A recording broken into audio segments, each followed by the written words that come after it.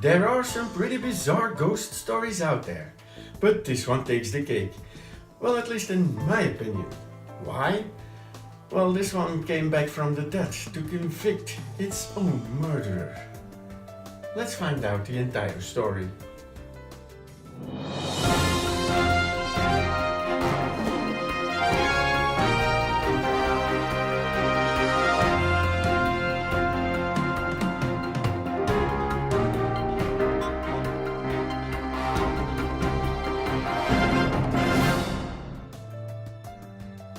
This is the series where I tell you a story, its subsequent theories and explanations, and then I let you make up your mind. This time we have another ghost story. One about a spectre that took justice into its own hands. Do ghosts still have hands? Because I never saw one.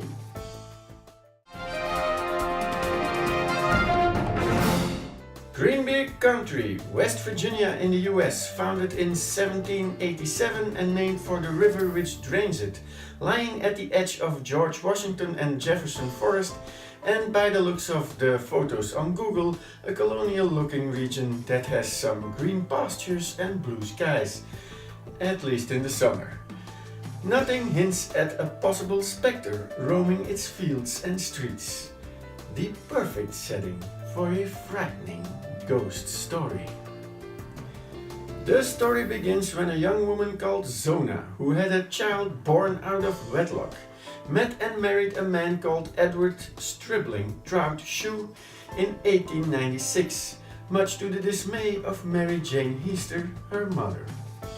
On January 23rd in 1897, her body was found by a young boy on an errand. By the time Dr. George W. Knapp arrived, her husband Shoe had moved the body downstairs and dressed her in a high-necked dress with a stiff collar, very unusual as this was normally left to the women of the community. Yeah, well, maybe he wanted to be a cross-dresser. Her death was listed as everlasting faint, later changed to childbirth. However, it is actually unknown if she was pregnant at the time. Everlasting faint indeed. She was buried on the 24th in the cemetery now known as Soul Chapel Methodist Cemetery. Her husband showed great devotion and kept vigil at the head of the open coffin. But Shue's behavior soon began to arouse suspicion. I'm just anxious to meet the ghost.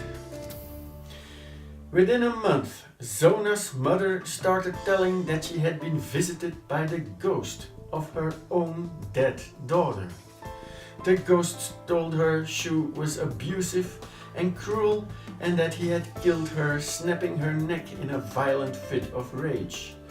Mother Mary Heaster and her brother-in-law Johnson Heaster managed to convince the prosecutor and Dr. Knapp to exhume the body of Zona, much to the protest of Shue, the husband.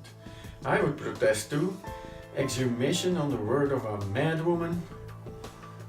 On the autopsy findings, The Independent reported the discovery was made that the neck was broken and the windpipe smashed.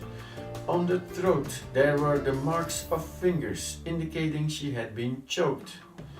The neck was dislocated between the first and second vertebrae. The ligaments were torn and ruptured. The windpipe had been crushed at a point in front of the neck. A gruesome fate for anyone. When awaiting this trial in jail, some suspicious stories came out about Shue. Zona was actually his third wife.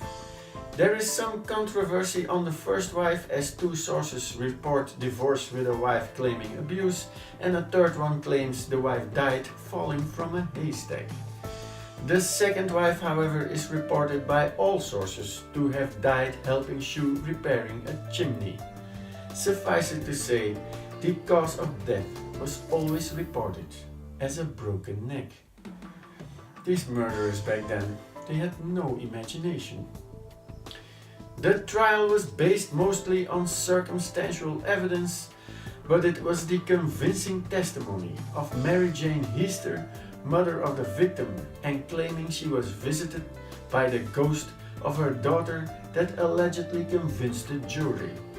Ironically, it was Shu's attorney who had tried to use the ghostly visitations in an attempt to ridicule Mary Jane, which obviously backfired. But this meant that the jury at the time believed ghosts existed. Edward Stribling Trout-Shue, also known as Erasmus Stribling Trout-Shue, was convicted for murder after a jury deliberation of just 1 hour and 10 minutes, and he died 3 years later in prison.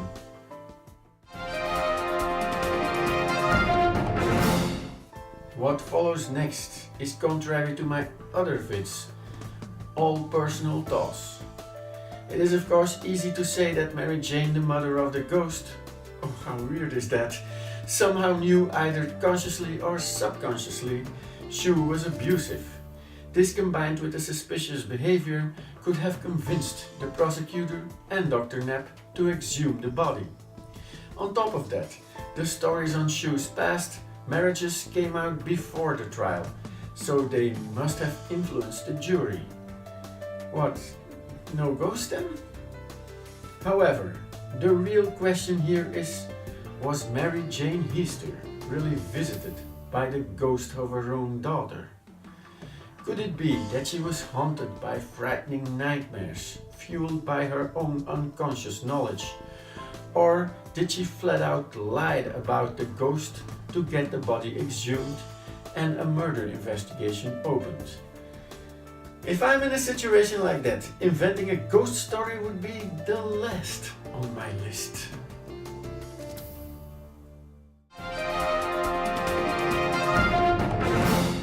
So, a madwoman, a lie, a nightmare, or something entirely different.